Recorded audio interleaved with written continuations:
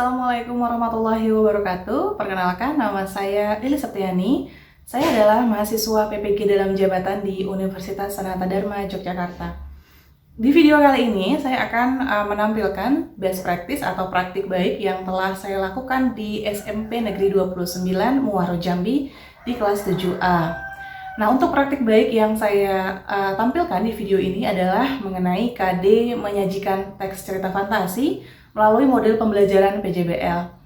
Ada beberapa alasan mengapa saya mengambil praktik lapangan ini sebagai praktik baik. Yang pertama, saya merasakan adanya perubahan pada siswa, yaitu siswa menjadi lebih aktif ketika kami melaksanakan atau membuat produk menulis.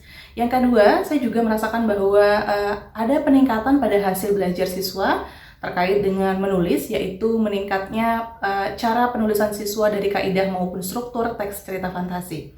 Selanjutnya, saya sebagai guru juga merasakan adanya intensitas pada proses pembimbingan siswa untuk menjalani produk. Pada tahapan ini saya merasakan bahwa sebagai guru saya berhasil membimbing siswa, apalagi dalam PJBL ini adalah salah satu model yang jarang sekali digunakan oleh guru di sekolah.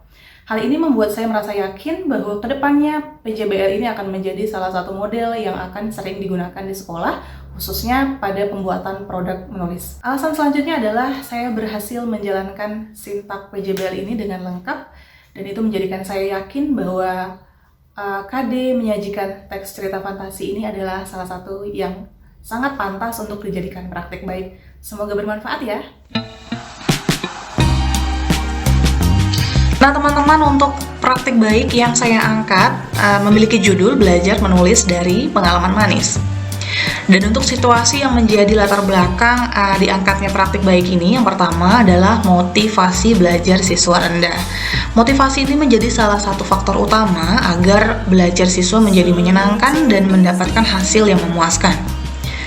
Yang kedua, siswa kesulitan mengembangkan ide atau gagasan ke dalam sebuah teks cerita. Hal ini sudah terlihat dari hasil belajar siswa sebelum-sebelumnya. Dapat dilihat dari cara mereka membuat teks deskriptif atau teks naratif ataupun teks apapun yang mengembangkan ide, mereka kesulitan. Hal ini menjadi sebuah masalah yang urgent ketika pembelajaran bahasa Indonesia adalah berbasis teks, dan setiap pembelajaran itu siswa dituntut untuk dapat mengkonstruksi sebuah teks. Yang ketiga, kurangnya variasi model pembelajaran dari guru. Hal ini juga mungkin menjadi salah satu faktor mengapa motivasi belajar siswa rendah, karena guru masih belum mampu memberikan variasi ataupun suasana baru dalam pembelajaran. Dan latar belakang yang keempat adalah kurangnya variasi kosakata bahasa Indonesia. Hal ini terjadi karena siswa dan siswi di sekolah saya itu sangat dominan menggunakan bahasa daerah sebagai bahasa sehari-hari dan kurang melatih diri menggunakan bahasa Indonesia, sehingga otomatis perbendaharaan kosakata bahasa Indonesianya kurang. Faktor yang mempengaruhi mengapa siswa kesulitan mengembangkan ide.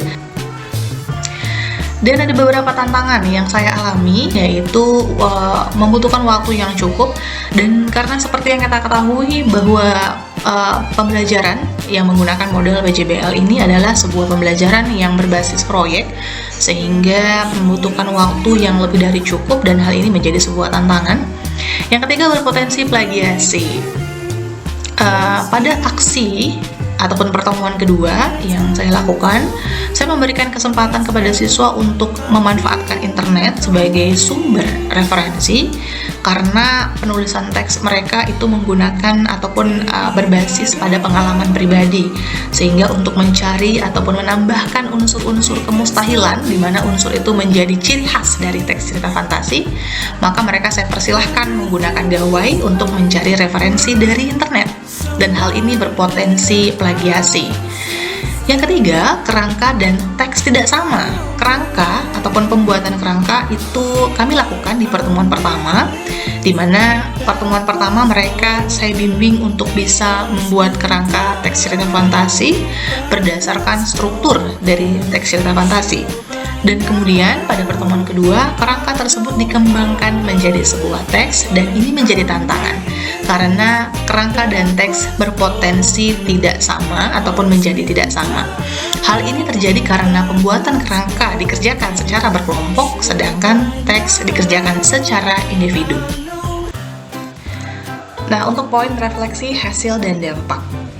Aksi yang telah dilakukan dalam pembelajaran menulis cerita fantasi sangat berdampak baik. Hal ini dapat dilihat dari antusias dan keaktifan belajar siswa yang meningkat, baik secara individu maupun dalam belajar kelompok. Penggunaan model project-based learning meningkatkan kemandirian dan tanggung jawab siswa dalam menyelesaikan tulisannya. Sedangkan media pengalaman pribadi mampu meningkatkan daya kreativitas siswa dalam mengeksplorasi tulisannya. Dapat disimpulkan desain pembelajaran yang sudah disusun penulis sudah efektif, dapat diukur dari tingkat keberhasilan siswa dalam memahami pembelajaran, serta dapat menciptakan cerita fantasi dengan baik. Respon yang diberikan oleh siswa pada saat refleksi pembelajaran adalah mereka merasa sangat senang ketika menulis berdasarkan pengalaman pribadi dan merasa jauh lebih percaya diri mengungkapkan ide atau gagasan ke dalam teks cerita fantasi. Ada juga respon dari rekan sejawat yang mengatakan bahwa pembelajaran cukup sukses karena mampu membuat siswa menjadi antusias dan tidak malu mengungkapkan gagasannya ke dalam bentuk teks. Faktor keberhasilan dari strategi ini adalah pemilihan model yang tepat. Model yang digunakan berpusat pada siswa sehingga siswa menjadi lebih aktif dan antusias, sedangkan metode yang digunakan membuat siswa menjadi lebih kreatif. Dari hasil pembelajaran ini, penulis juga sebagai guru mendapatkan pengalaman baru bahwa untuk meningkatkan minat dan keterampilan siswa dalam menulis teks cerita fantasi, guru dituntut untuk mendesain pembelajaran yang inovatif terlebih dahulu, baru bisa mengajak siswa untuk ikut berpikir kreatif. Siswa juga lebih senang proses pembelajaran yang tidak monoton karena adanya ice breaking berupa gambar-gambar yang ditampilkan secara sepotong-potong mampu menarik perhatian siswa yang tadinya pasif menjadi aktif. Terakhir, penulis ikut merasa senang karena telah mampu membuat kesan susah pada materi menulis teks cerita fantasi perlahan mulai hilang. Terima kasih teman-teman yang sudah menonton video ini, semoga bermanfaat. Sampai ketemu di video selanjutnya.